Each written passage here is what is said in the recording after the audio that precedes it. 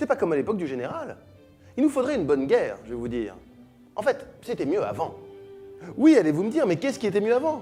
Mais on s'en fiche. L'important, c'est de déplorer systématiquement. Les jeunes, c'était mieux avant. Les clips, c'était mieux avant. Les disques, c'était mieux avant. Les animaux, c'était mieux avant.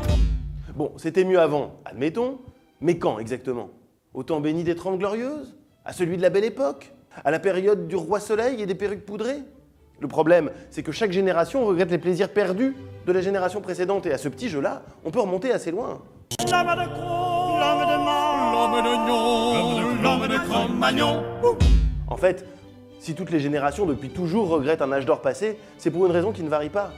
Le présent est décevant et la vie n'est jamais à la hauteur de ce qu'on nous avait promis. On nous avait promis l'argent, le confort, les taxis volants.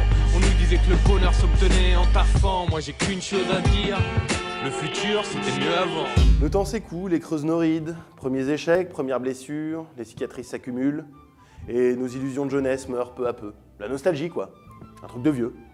Hier encore, j'avais 20 ans, je gaspillais le temps en croyant l'arrêter et pour le retenir, même le devancer. Je n'ai fait que courir et me suis essoufflé. Et oui, c'est ça la nostalgie. Avec le temps, l'avenir n'est plus le lieu de toutes les promesses, mais celui de toutes les angoisses. Et c'est pour ça que nous nous réfugions dans un passé que nous mythifions, que nous embellissons. Il est toujours joli, le temps passé, une fois qu'ils ont cassé leur pipe. On pardonne à tous ceux qui nous ont offensés, les morts sont tous des bras petits. C'est toujours une illusion de rendre le passé plus joli qu'il n'était. Conduire sa vie en regardant toujours dans le rétroviseur nous conduit droit dans le mur.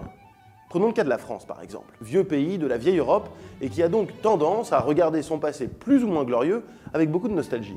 Douce France, cher pays de mon enfance, bercé de tendre insouciance, je t'ai gardé dans mon cœur. Mais la France, est-ce qu'on est bien sûr que c'était mieux avant?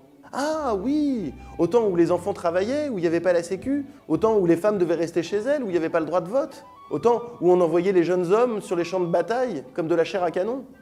Belle époque! Douce France, cher pays de mon enfance. Alors finissons-en avec cette nostalgie qui pourrit notre présent et compromet notre avenir. Et puis de vous à moi, c'était pas mieux avant, ce sera pas mieux demain, alors essayons au moins de nous réjouir du présent. Avec